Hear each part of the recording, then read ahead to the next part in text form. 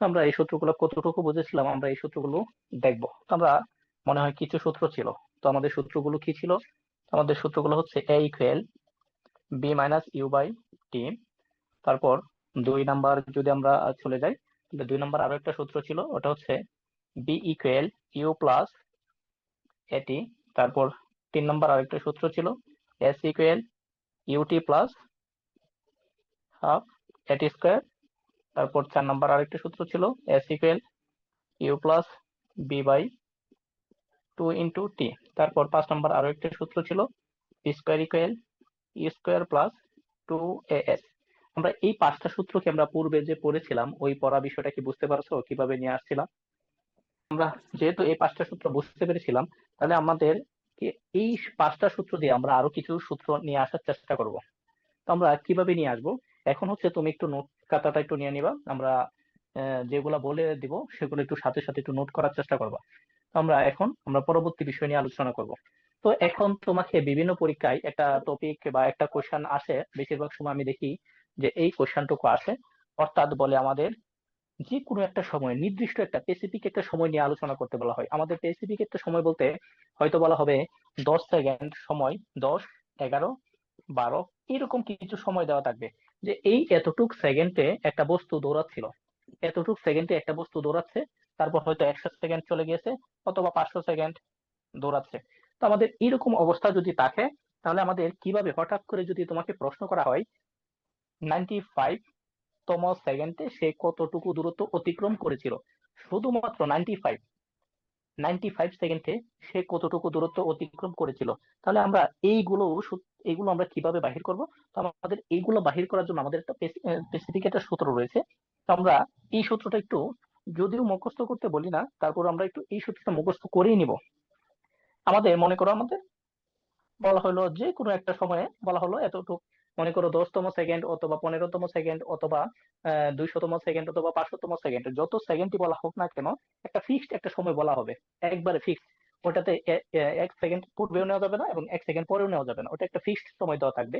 তো ওই ফিক্সড সময় যদি দেওয়া থাকে, তাহলে আমরা চিন্তা ভাবনা না করে আমরা কিভাবে করতে পারবো, সেই জন্য আমরা একটা সূত্র মুখস্থ করে নিব। সূত্রটা হচ্ছে ইউ প্লাস 1/2 হলো এতটুকু, মনে করো 10তম সেকেন্ড অথবা 15তম সেকেন্ড অথবা 200তম সেকেন্ড অথবা 500তম সেকেন্ড, যত সেকেন্ডই বলা হোক না কেন, একটা ফিক্সড একটা সময় বলা হবে, একবারে ফিক্সড। ওটাতে 1 সেকেন্ড পূর্বেও নেওয়া যাবে না এবং 1 সেকেন্ড পরেও নেওয়া যাবে না, ওটা একটা ফিক্সড সময় দেওয়া থাকবে। তো ওই ফিক্সড সময় যদি দেওয়া থাকে, তাহলে আমরা চিন্তা ভাবনা না করে আমরা কিভাবে করতে পারবো, সেই জন্য আমরা একটা সূত্র মুখস্থ করে নেব। সূত্রটা হচ্ছে ইউ প্লাস 1/2 এ 2t - 1। আমরা এই সূত্রটা একটু মুখস্থ করেই দিব। আমাদের কথাটা হচ্ছে, আমি আবার বলে নিচ্ছি, টি তম সেকেন্ডে আমরা উপরে যে কথাটা লিখবো, এই জায়গাতে লিখবো টি তম সেকেন্ডে। টি তম সেকেন্ডে অতিক্রান্ত দূরত্ব যদি বলা হয়, গুলো কিভাবে ব্যাখ্যা করব? এখন আমাদের হচ্ছে এই গতি অধ্যায়টাতে দেখা যায় হয়তো 5টা বা 7টা সূত্র রয়েছে, কিন্তু পরীক্ষার হলে দেখা যায় অসংখ্য অঙ্ক আসে, কোথায় থেকে সূত্র আবিষ্কার হয়ে যায় বলা যায় না। তো আমরা এই বিষয়টা যাতে আমাদের সূত্রের ঘাটতি না থাকে, সেই জন্য আমরা খুঁটিনাটি সবগুলা বিষয় আমরা তুলে ধরবো। তো এখন হচ্ছে আমাদের পড়ন্ত বস্তুর ক্ষেত্রে, তো আমরা পড়ন্ত বস্তুর ক্ষেত্রে আমরা সূত্রগুলো কিভাবে আমরা ব্যাখ্যা করার চেষ্টা করব। পড়ন্ত বস্তুর ক্ষেত্রে যদি আমরা ব্যাখ্যা করতে চাই, তাহলে হচ্ছে আমাদের পড়ন্ত বস্তু কোনগুলা হয়, আমাদের হয়তো কোথাও থেকে পড়ে গেছে। তো আমরা পড়ন্ত বস্তু বলতে এখানে বোঝাবো উপর থেকে কোন একটা বস্তু ভূমিতে পতিত হওয়া, এরকম একটা অবস্থাকে বোঝাবো। আশা করি বিষয়টা বুঝতে পেরেছো। তো আমরা এই বিষয়ের জন্য আমরা শুধুমাত্র 3টা বিষয় নিয়ে আলোচনা করব। পড়ন্ত বস্তুর ক্ষেত্রে যেখানে আমরা এ ইকুয়াল জি ব্যবহার করব এবং এস ইকুয়াল এইচ ব্যবহার করব, 2টা বিষয় ব্যবহার করে আমরা মানগুলো বা সূত্রগুলো বাহির করার চেষ্টা করব। আমি আবার বলছি, এ ইকুয়াল জি এবং এস ইকুয়াল এইচ ব্যবহার করার চেষ্টা করব। তো আমরা ফার্স্টে আমাদের 1 নাম্বার সূত্রটা যদি আমরা প্রয়োগ করতে চাই, তাহলে আমরা কি করব? আমরা 1 নাম্বার সূত্রটা প্রয়োগ করার কোনো প্রয়োজন নেই, আমরা 2 নাম্বার সূত্র থেকে প্রয়োগ করার চেষ্টা করব। তো আমাদের 2 নাম্বার সূত্র যদি প্রয়োগ করতে চাই, তাহলে বি ইকুয়াল আমরা লিখতে পারি ইউ প্লাস জিটি। আশা করি বিষয়টা বুঝতে পেরেছো। তো দেখো আমাদের এই জায়গাতে এ ছিল, এর পরিবর্তে আমরা জি বসিয়ে দিয়েছি। বসিয়ে দেওয়ার কারণে আমাদের সূত্রটা হয়েছে B equal U plus GT. বিষয়টা কি বুঝতে পেরেছো? এগুলো কিসের ক্ষেত্রে? তুমি এই জায়গাতে একটা স্টার চিহ্ন দিয়ে লিখে নিবা যে পড়ন্ত বস্তুর ক্ষেত্রে। পরন্ত বস্তুর ক্ষেত্রে আমরা এই সূত্রগুলো ব্যবহার করব। আমরা কত সূত্র মুখস্থ করব?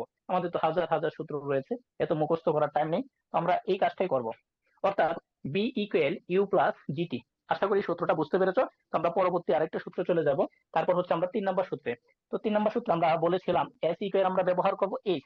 তাহলে আমরা এইচ ইকুয়াল যদি লিখতে চাই তাহলে লিখতে পারি ইউ টি প্লাস হাফ। এর পরিবর্তে আমরা লিখবো জি টি স্কয়ার। তো আমরা দ্বিতীয় সূত্রটা হয়তো আশা করি বুঝতে পেরেছো। তো এখন আমরা চলে যাব তৃতীয় সূত্র, আমাদের হচ্ছে এটা। আমাদের পরন্ত বস্তুর ক্ষেত্রে এই তিনটে সূত্রই বেশি প্রয়োজন পড়ে।